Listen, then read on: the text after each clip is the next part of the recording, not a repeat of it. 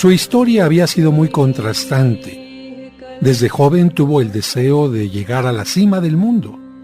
Sabía que hacía miles de años las capas inferiores de la Tierra habían chocado entre sí, provocando el levantamiento del monte Everest por encima de todas las montañas y volcanes, y que ese era su punto anhelado. Los tibetanos lo conocían como Yomolungma, la diosa madre del cielo, mientras que los habitantes del Nepal lo llamaban Sagarmatha, la diosa del cielo. Desde su descubrimiento en 1852, fueron necesarias las vidas de 24 hombres, los esfuerzos de 15 expediciones y 101 años para que el ser humano pusiera el pie en la cumbre del Everest, a 8.840 metros de altura. El joven allí quería llegar. La preparación del muchacho estuvo llena de contratiempos y, sin embargo, nunca cejó en su intento. Con disciplina férrea cumplió cada uno de los ejercicios. Abandonó las fiestas, dejó el cigarro y las bebidas alcohólicas, se rigió por una dieta especial y con meses de austeridad logró conseguir el ahorro necesario para el viaje. El costo del avión, del equipo y de la preparación había sido grande, pero ahora se encontraba en el sitio donde iniciaría el ascenso. Quienes le acompañarían le hablaron de los obstáculos que encontraría, pero él, firme en su propósito, comenzó a subir. Los días de frío que calaba los huesos, las noches de viento intimidante, las ventiscas que amenazaban con hacer que se perdiera el camino, los dedos de las manos y los pies congelándose a cada momento, la respiración cortada, las heridas a flor de piel y la pesadez del equipo no fueron motivo para que abandonara el intento. Su camino fue seguido por millones de curiosos que observaron la hazaña transmitida por diversos canales de televisión. Muchos en sus hogares sentían gran admiración y querían ser como él. Se había convertido en un héroe. Lleno de alegría, pudo contemplar todo el mundo a su alrededor. Después de 21 años de lucha, había logrado su sueño. Sin embargo, no bastaba llegar a la cima, sino saberse conservar en ella. Se confió mucho y, dando un mal paso, resbaló con una pequeña piedra. La caída lo hizo descender en forma vertiginosa y por más que quiso detenerse con el pico metálico de su equipo, no pudo hacerlo. El movimiento incluso provocó una avalancha que acompañó su caída hasta lo más bajo del precipicio y lo sepultó bajo toneladas de nieve. Había caído en unos cuantos instantes desde la cima con C hasta la cima con S, que se convirtió en su tumba. Los millones de espectadores se quedaron estupefactos. Algunos sintieron compasión y lástima, pero la mayoría expresó la frase «qué tonto». De héroe pasó en un momento a la figura de tonto. Al conocer esta historia pensé en tantas personas que por un momento de descuido, por una tontería, pierden en un momento todos sus logros, su buena fama y caen hasta lo más profundo. Ser héroe únicamente no significa lograr el ascenso, sino siempre saber conservarse con esfuerzo, sabiduría y constancia en la cima. Recuerda, hay miles de piedritas sueltas en el camino. Ten cuidado con ellas. Mahadeva Shambho.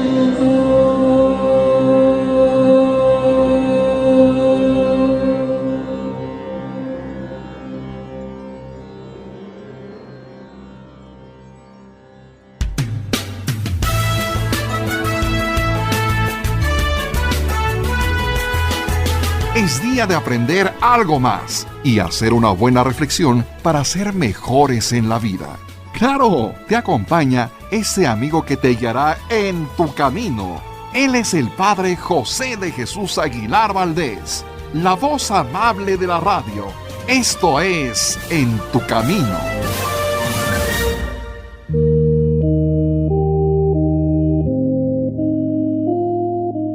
Muchas gracias por estar escuchando este programa en la estación 1470 de AM de Tercer Grupo Radio Fórmula, En tu Camino, un programa para encontrar la meta.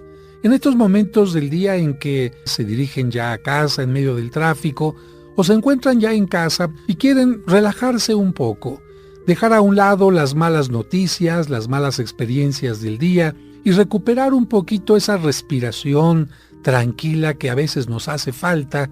La reflexión que hemos comenzado escuchando está tomada de mi libro Cuentos de Luz y Esperanza, la transformación, y nos habla de la historia de un joven que tardó mucho tiempo para poder conseguir llegar a posarse en la parte más alta del monte Everest y que lamentablemente, por un descuido, en unos cuantos segundos una pequeña piedrita le hizo caer y caer y caer y caer hasta lo más profundo del abismo, pasando así de la cima, con C, porque tú sabes que cima, lo más alto de una montaña, se escribe con C, a la cima, que es con S y que significa lo más profundo de un abismo.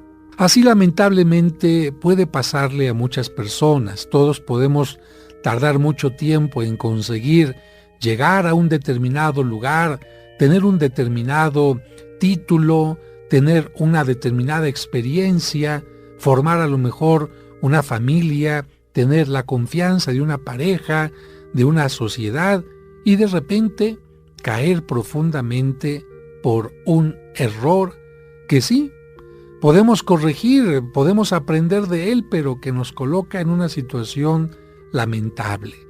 Por eso, la experiencia y este tipo de narraciones nos ayudarían a que cada día lo vivamos con mucho cuidado, que cada día pisemos con mucho cuidado en este camino que vamos trazando día a día hacia un éxito, hacia una muy buena relación con los demás. Agradezco ya desde ahora a mi productor Sergio Enríquez Morín y a los operadores en cabina que se van turnando y que permiten que todo salga perfectamente bien. Vamos a tratar hoy un tema variado, es decir, temas variados, mejor dicho, porque vamos a tocar algunas de las preguntas que nos han hecho ustedes, querido público, a través de los mensajes, a través de las llamadas telefónicas. Y nos llama alguna persona que nos dice que no digamos su nombre, pero nos pide que le digamos cómo se originó el culto a la Virgen de San Juan de los Lagos. Y es que él dice que desde pequeño lo llevan a dar gracias, particularmente el día 2 de febrero, y que siempre que va el día 2 de febrero está aquello realmente como un hormiguero y que poco tiempo hay para enterarse más del santuario. Bueno, vamos a decir primero que el lugar que ahora conocemos como San Juan de los Lagos, allá en Jalisco, se llamó en sus inicios Mezquititlán, que significa lugar donde abundan los mezquites. Ya con esto nos imaginamos el tipo de clima lleno de mezquites y que con la llegada del cristianismo a ese lugar que entonces era conocido como la Nueva Galicia, poca gente sabe que, bueno, los gallegos que viven ahora en el norte de España, ya en la zona de Galicia, una zona comparada a lo que nosotros llamaríamos Monterrey, no tienen nada de tonto los gallegos, son de la gente más emprendedora, de la gente que más sabe invertir. Bueno, pues los gallegos cuando llegaron a México se establecieron en la zona que ahora conocemos como Guadalajara, y esta zona pues recibió el nombre de la Nueva Galicia. Actualmente, te repito, se llama Jalisco, pero en aquel tiempo se llamaba la Nueva Galicia. Y fue en 1542 cuando se hizo la fundación de la ciudad. Y la ciudad estuvo dedicada a nada más y nada menos que a San Juan Bautista, y por lo tanto el pueblo se empezó a llamar San Juan Bautista Mezquititlán, permaneciendo el nombre antiguo y permaneciendo también mezclado con el nombre dedicado a este santo. Vamos en este momento a hacer un corte y regresamos enseguida para seguir hablando de este santuario importante.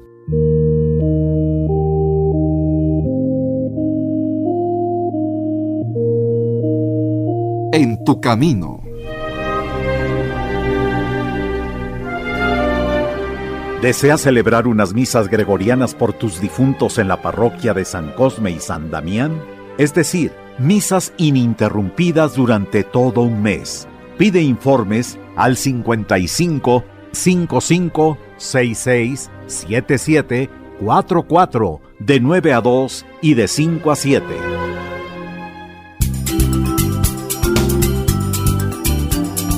Estás escuchando En tu camino. Con el Padre José de Jesús Aguilar Valdés, la voz amable de la radio. En tu camino, con el Padre José de Jesús Aguilar Valdés, la voz amable de la radio. Conoce los lugares más importantes de la Tierra Santa y diferentes santuarios europeos sin salir de casa, a través de los videos del Padre José. Al pasar por la pequeña puerta, los peregrinos pueden ver una losa de mármol que protege la piedra original donde estuvo el cuerpo de Cristo. Suscríbete a su canal de YouTube y ahí podrás aprender mucho sobre nuestra religión católica. Hoy quiero presentarles este libro que se llama Los Apócrifos y otros libros prohibidos. Encontrarás cuentos y explicaciones divertidas para los pequeños. ¿En cuántas de ellas caíste? En ninguna, padre. No les hice caso porque no quería caer en el mal. Podrás escuchar completos los cursos de autoestima y tanatología. Una persona que no se ama no podrá tener una fuerte y sana autoestima. Todos los domingos a las 9 de la mañana podremos celebrar juntos la Santa Misa. En el nombre del Padre, y del Hijo, y del Espíritu Santo. Amén. Amén. No esperes más. Busca su canal en YouTube como Padre José de Jesús Aguilar y suscríbete. En tu camino, un programa para encontrar la meta. ¿Te perdiste alguno de nuestros programas? ¿O quieres volver a escuchar ese que tanto te gustó? Por supuesto que puedes hacerlo en el momento que quieras. Solo visita la página oficial del Padre José de Jesús y disfruta cuantas veces quieras nuestros programas anteriores. Recuerda la dirección: padrejose.mx. padrejose.mx. En tu camino, un programa para encontrar la meta.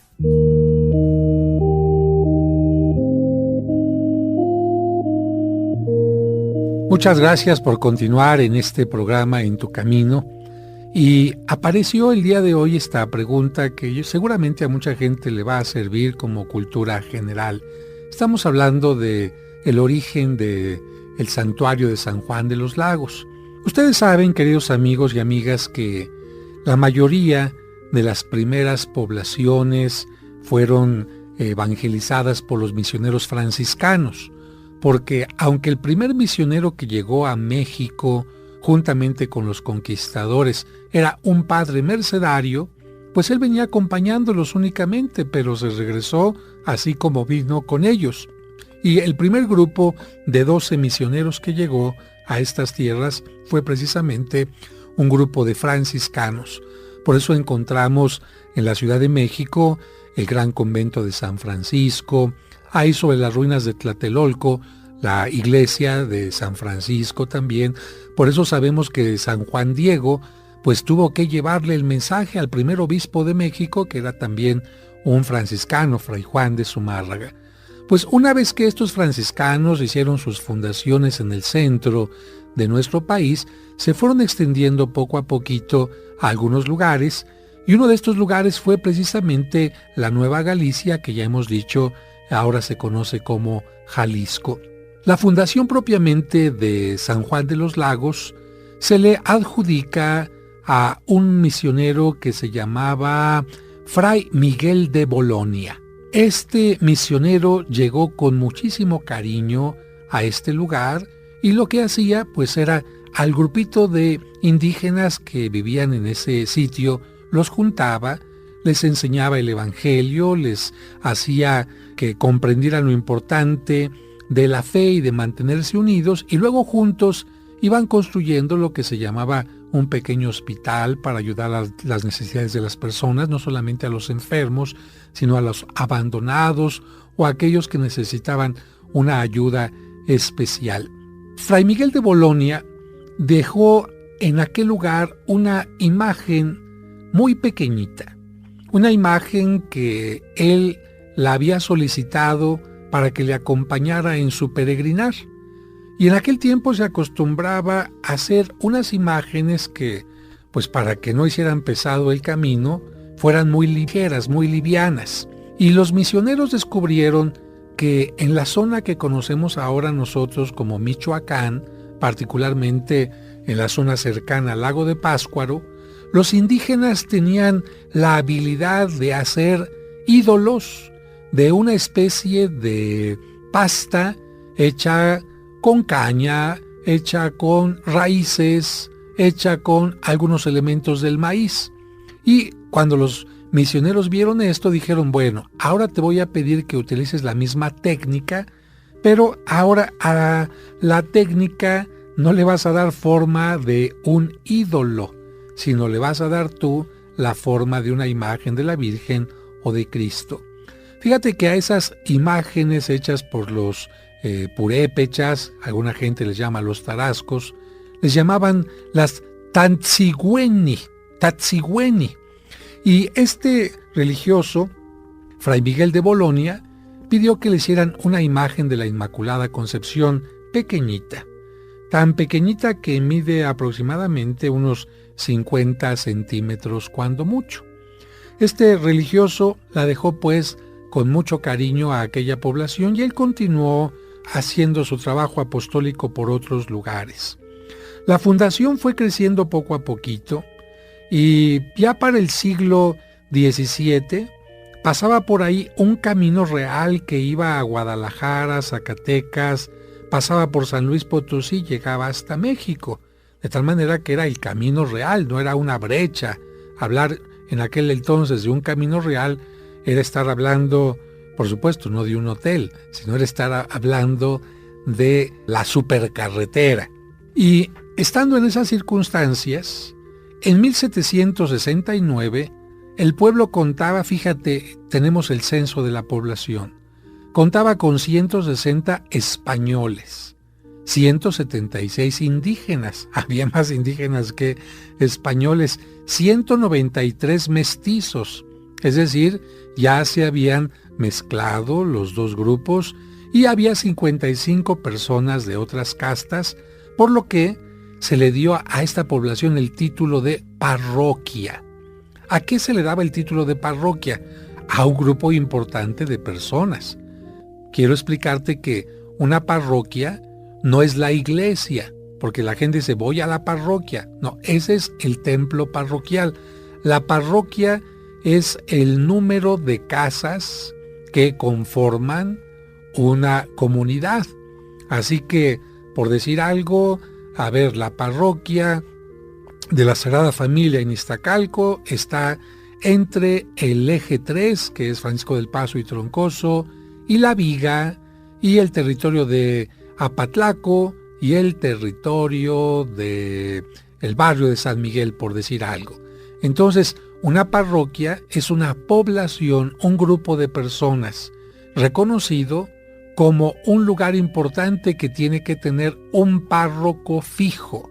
Tú sabes que hay poblaciones que no tienen un párroco, tienen una capillita y el párroco va desde donde se encuentra muy de vez en cuando a celebrar algún oficio. Pues para este 1769, esta población ya era tan importante que le dieron el título de parroquia y empezó a darle devoción, a darle su cariño a la Virgen María que había dejado Fray Miguel de Bolonia. Lamentablemente, las figuras de pasta, como la que te he mencionado y como la que es la Virgen de la Salud en Pátzcuaro y como otras más que hay en nuestro país, pues se deterioran fácilmente, y especialmente se deterioran porque a las termitas, a las polillas, pues les gusta mucho para comérselas. Finalmente están hechas de un material mucho más sabroso para los insectos que la madera. Aquí te hago solamente un paréntesis. Si tú quieres una imagen o un mueble de madera que no les guste a la polilla ni a los ratones, entonces utiliza el cedro blanco. Fíjate que el cedro blanco a los ratones no les gusta, no lo van a roer y tampoco les gusta a las termitas. En cambio, si tú tienes en tu casa una imagen de pasta de caña, pues mucho cuidado porque vas a tener problemas graves de polilla. ¿Y qué le pasó a esta imagen? Empezó a deteriorarse, particularmente de la cara, y entonces, digamos, no su castigo, porque no se trata de un castigo, pero alguna gente decía así, castigaron a la imagen porque estaba como la muñequita fea, estaba un poquito deteriorada, y entonces la recluyeron en la sacristía, y casi a punto de quemarla, porque la tradición de aquellos tiempos es que cuando los ornamentos, los libros, las estampas o las imágenes se deterioraban, pues hacía un gran agujero en la parte posterior de la sacristía y ahí se sepultaba todo, o bien se quemaba todo aquello que se consideraba que había sido sacro, pero había perdido su apariencia. Así que la imagen de la Virgen María, desfigurada, fue llevada a la sacristía y estaba a punto de ser quemada o sepultada.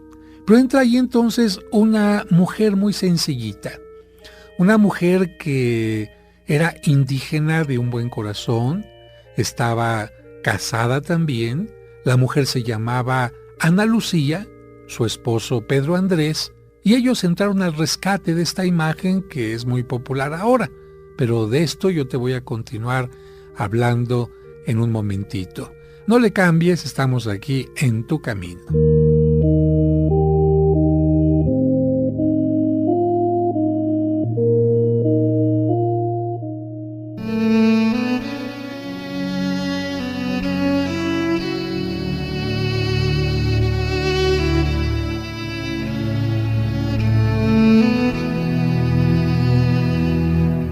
Señor, dicen que el lunes ni las gallinas ponen, pero estoy seguro que esa frase la inventaron los que buscan pretextos para no cumplir con su responsabilidad. Ayúdanos a comenzar la semana con ánimo para contagiar con nuestro entusiasmo a los demás. Que la sabiduría nos haga ver los problemas como oportunidades para crecer y desarrollar nuestra creatividad. Después de todo, nosotros somos algo más que gallinas. Amén.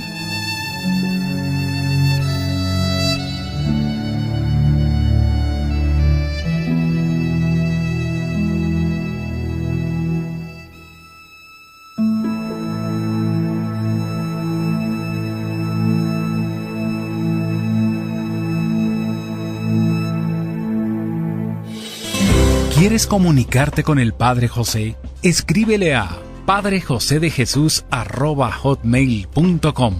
padrejosedejesus@hotmail.com. Esperamos tus sugerencias y comentarios. En Tu Camino, un programa para encontrar la meta. Tu Camino, un programa para encontrar la meta. Es la mujer María siempre virgen. Hola, me llamo Larisa y te digo una cosa, a los niños también nos gustan los sábados marianos de En Tu Camino. Cantemos al Señor un canto nuevo, un canto a la mujer. Te esperamos el próximo sábado a las 2 de la tarde para que disfrutes el Sábado Mariano aquí en Tu Camino. En Tu Camino, un programa para encontrar la meta.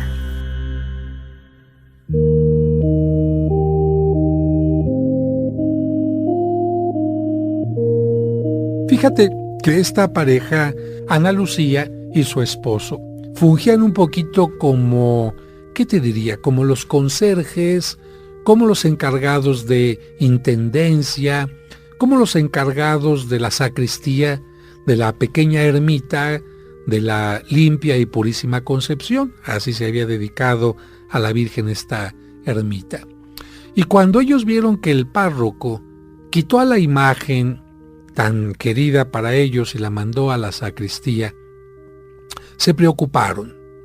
Entonces trataban de que el párroco no la quemara ni la destruyera, y la dejaron allí en la sacristía y le daban ellos culto, hacían su oración ante la imagen.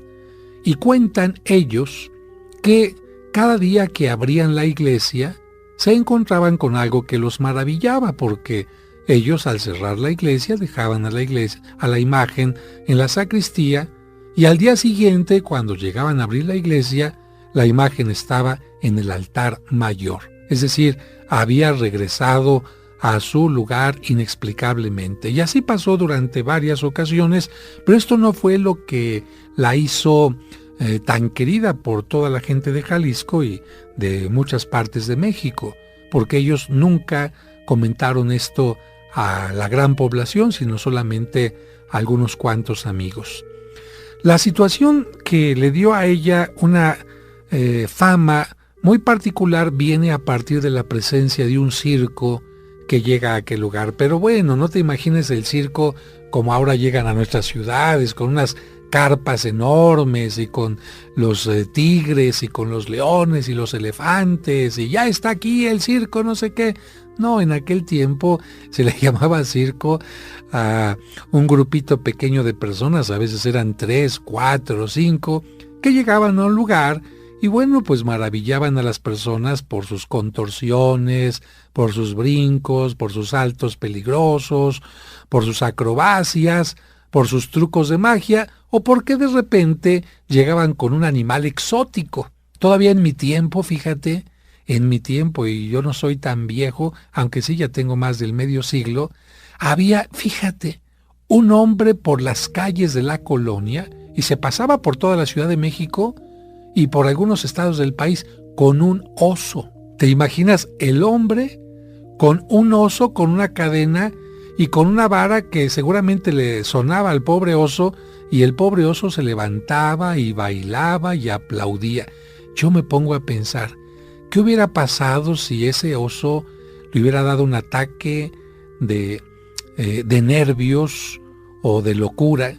Tú has visto últimamente estos videos donde de repente están en un programa de televisión y el oso ataca al que está ahí, al domador, o estos domadores que son atacados por sus animales domesticados, como esta terrible orca que mató a su domadora, ¿no? Y todos los chiquillos ahí junto al oso, y nos decía, sóbenlo, tóquenlo, y nosotros ahí de soncillos, todos los chiquillos afuera de la escuela, ahí. Y me acuerdo de otro también que tenía un changuito, y al pobre changuito lo tenía con su sombrerito, así como en la película de Aladino, y lo hacía que hiciera travesura y media, y nosotros le dábamos dinero al señor porque pensábamos que así le daba de comer a los animales. Bueno, pero regresando al tema, los circos en aquellos tiempos, siglo XVIII, sobre todo, el siglo XVII, pues estaban formados por estos grupos de personas que así se ganaban el dinero.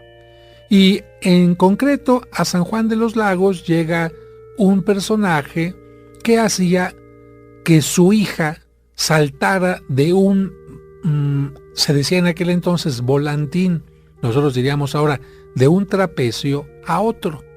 La verdad no estaba muy alto, el trapecio tendría cuando mucho 1,5 metros de altura, 2 metros cuando mucho, y estaba muy cerquita de un trapecio al otro, pero lo peligroso estaba en que este señor clavaba dagas en el piso con la parte afilada hacia arriba. Claro, no ponía en peligro a su hija porque, pues como te repito, era muy pequeña la distancia, era muy leve la altura, y la verdad, pues ensayaban constantemente, pero en aquella ocasión algo le pasó a la niña que se resbaló su mano del volantín y lamentablemente al caer sobre el piso, las dagas se le clavaron en el cuerpo. Evidentemente, el resultado fue la muerte casi inmediata. Y como en aquel momento no estaba ningún sacerdote en San Juan de los Lagos, habían salido a misionar en los pueblos cercanos, a esta indígena que cuidaba la ermita y se le ocurrió pues darle algún acompañamiento espiritual a la pequeñita, y lo que hizo fue poner sobre el pecho de la niña la imagen deteriorada de la Virgen que conocemos ahora como la Virgen de San Juan. Y en ese momento la niña resucitó, es decir, volvió a vivir. Y quienes están contando esto y que aparece en los escritos de aquel tiempo, mencionan que las heridas dejaron de sangrar también milagrosamente. Cuando el papá, el volantinero, así se le llamaba, pues recibió este milagro, pidió a quien estaba cuidando la imagen que le diera la imagen porque él se iba a encargar de restaurarla, que todo el dinero que tenía en su haber lo iba a utilizar para ese fin. Y pues pidió que alguien lo acompañara del pueblo para que confiaran en él y no pensara que se iba a llevar aquella imagen que pues además no tenía ningún valor comercial, pero a partir del milagro tenía un valor sumamente importante por lo que esto significaba. Así que una comisión lo acompañó a Guadalajara. En aquel momento estaba en el valle de Atemajac, Guadalajara. Y en Guadalajara pues se sabía que había personas que se dedicaban no solamente a hacer imágenes, sino a restaurar imágenes. Claro que esto último era muy raro porque la mentalidad de aquel tiempo es: una imagen se deterioró, tírala y hacemos otra. Así se perdieron muchas imágenes que tenían un valor artístico. Entonces llegaron a Guadalajara, pero ya era muy de noche, y se hospedaron en un lugar a donde llegaron curiosamente, sin que nadie les dijera nada, unos policías, unos gendarmes, dice la narración, acompañando a un grupo de personas que se dedicaban a la restauración y que preguntaron si ahí no tenían algo para restaurar. Bueno, viendo que estaban acompañados por gendarmes, por gente seria, les entregaron la imagen y los supuestos restauradores dijeron que la entregarían lo más pronto posible. Claro que restaurar la cara de una imagen, simplemente poner la pasta nuevamente, poner el blanco de España, poner la pintura, que se seque, pintar los ojos, dar el brillo a las mejillas, pues no es nada fácil. Pues resulta que al día siguiente, cuando se levanta el volantinero, encuentra ya la pieza ahí en la puerta y nadie le sabe dar razón de cómo llegó aquella imagen. Y cuando van a buscar a los supuestos restauradores, resulta que donde ellos vivían nadie había vivido. Era una casa totalmente sola y los mismos gendarmes quedaron desconcertados por esto, porque nadie pidió ninguna cantidad por la restauración.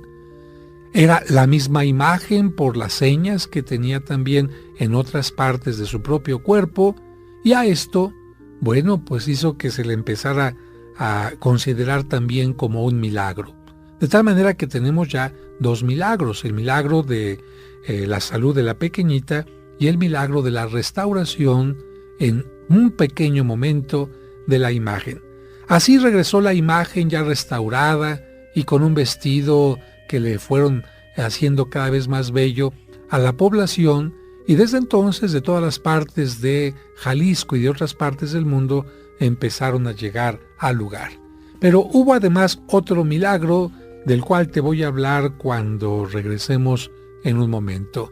Recuerda, no le cambies, estamos aquí en Tu Camino y regresamos en un instante.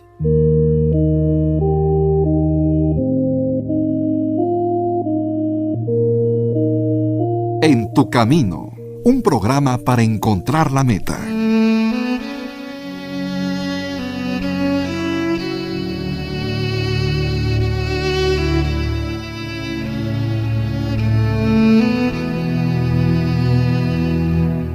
Señor, Te pido por quienes no tienen empleo.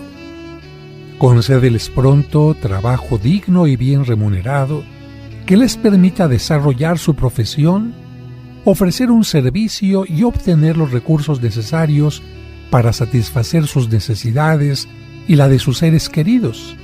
Y mientras lo encuentran, haznos generosos con ellos. Amén.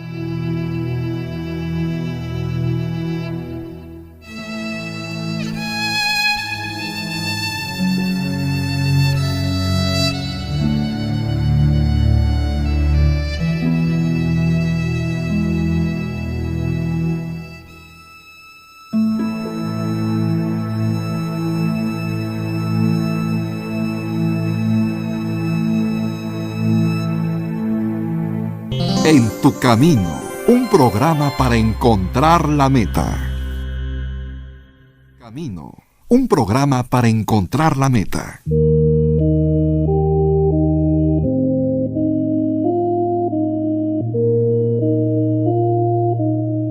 Hemos dicho que en 1623 fue cuando se hacen estos dos milagros de la Virgen de San Juan de los Lagos, y para el año siguiente, ya para 1624, se inició su primer santuario. Este existe todavía y no es donde está la basílica. No, si tú quieres ver dónde fue el milagro, pregunta ahí en San Juan de los Lagos cuando vayas por la capilla del primer milagro. Esta se encontraba, te recuerdo, donde era el antiguo hospital donde la niña revivió. Ya para 1653, un poco más de 20 años después, se le trasladó a su segundo santuario, un lugar más amplio que actualmente es la parroquia de la ciudad. Pero no te confundas, entonces la capilla del primer milagro es donde era el hospital. Ahí ofrecen agua, dicen de San Juan de los Lagos, pero esa agua no es la del pocito. Aunque ahí te dan agua, esa agua no es la que se conoce como el agua del pocito. En 1653 se le traslada pues a un segundo santuario que es ahora la parroquia de San Juan de los Lagos. No es tampoco la actual basílica. Y el 23 de junio de 1662 pasó otro milagro particular. Fíjate que se encontró un sacerdote a una niñita muy bella, con sus cabellos totalmente peinados, una sonrisa maravillosa, pero le llamó al sacerdote la atención que la niña quería clavar un palito en una piedra. Imagínate, clavar un palito en una piedra. Bueno, ahora uno dice, pues con un taladro y con un taquete a lo mejor puedo hacer algo, pero en aquel entonces un palito en una piedra, en una gran peña. Eran tiempos de escasez de agua y el sacerdote notó que en aquel lugar donde estaba la niña intentando clavar, empezaba a surgir un poco de humedad, como si la niña con el palito estuviera haciendo que apareciera agua. Al día siguiente, el sacerdote mandó que golpearan en el mismo lugar en que había visto a la niña, y al segundo golpe de el pico brotó un manantial de agua, pero muy abundante. Curiosamente, a la pequeña nunca nadie la volvió a ver.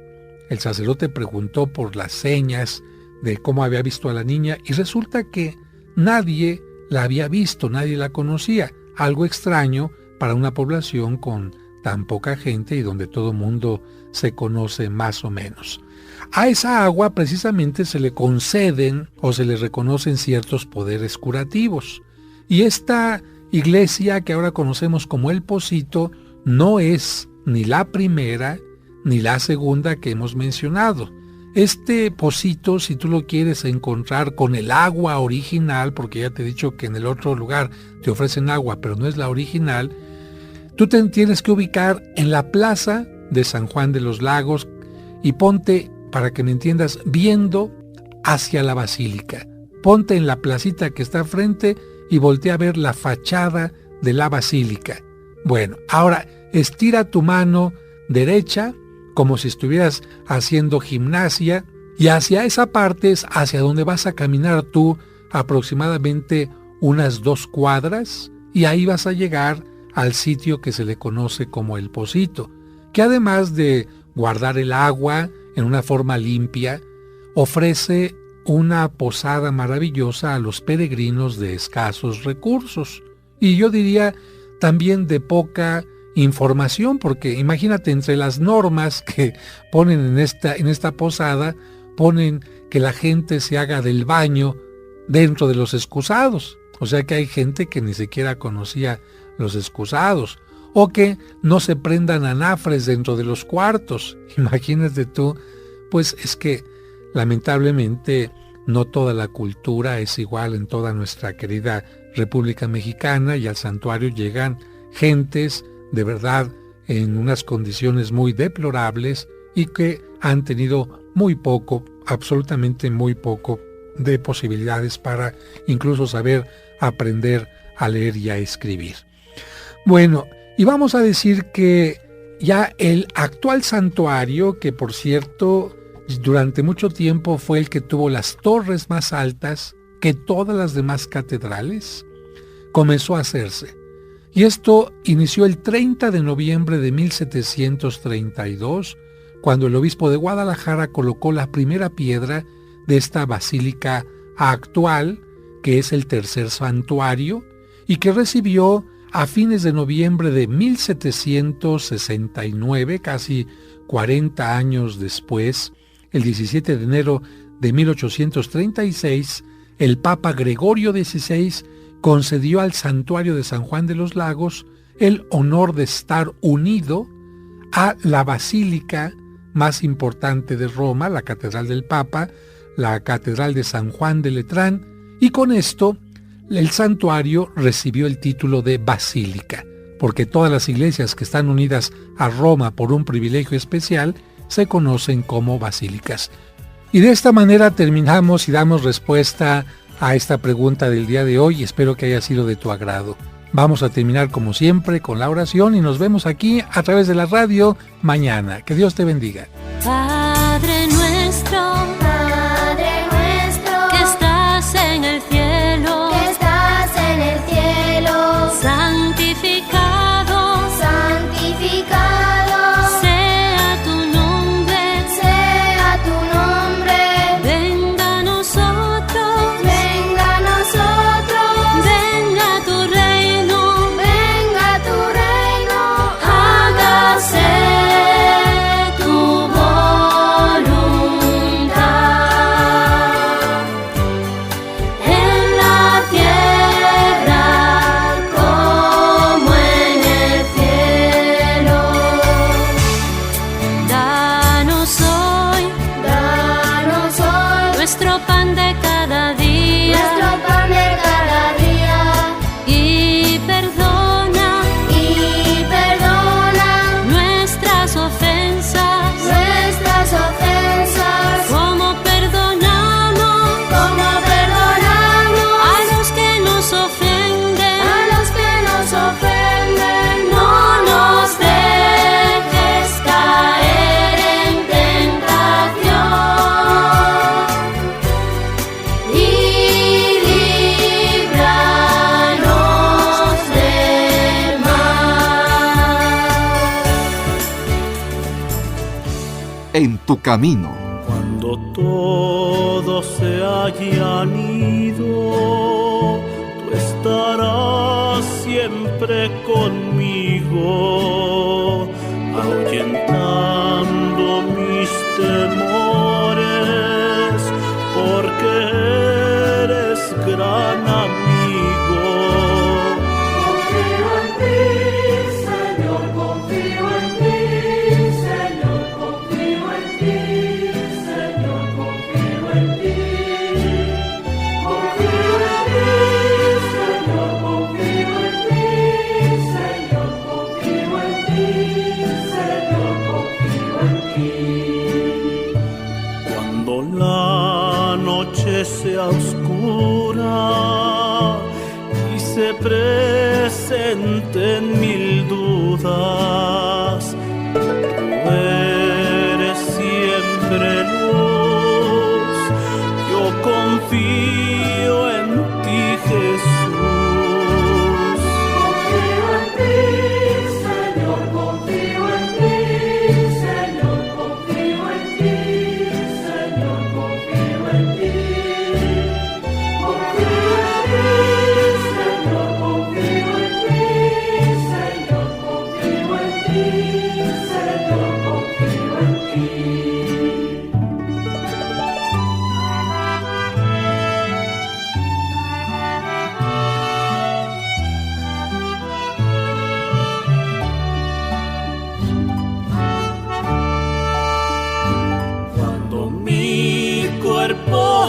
de mí, que mi espíritu sea fuerte. Concédeme, mi hermano, que me pide ayuda a verte. Confío en ti, Señor, confío en ti, Señor, confío en ti, Señor, confío en ti. Confío en ti, Señor, confío en ti, Señor, confío en ti, Señor, confío en ti. Cuando la salud se pierda, que mi fe jamás se muera, y en la hora de mi muerte hazme sentir que eres puente. Confío en ti, Señor, confío en ti, Señor, confío en ti, Señor, confío en ti. Confío en ti, Señor, confío en ti, Señor, confío en ti, Señor, confío en ti. Porque tú eres mi camino, mi vida, mi verdad.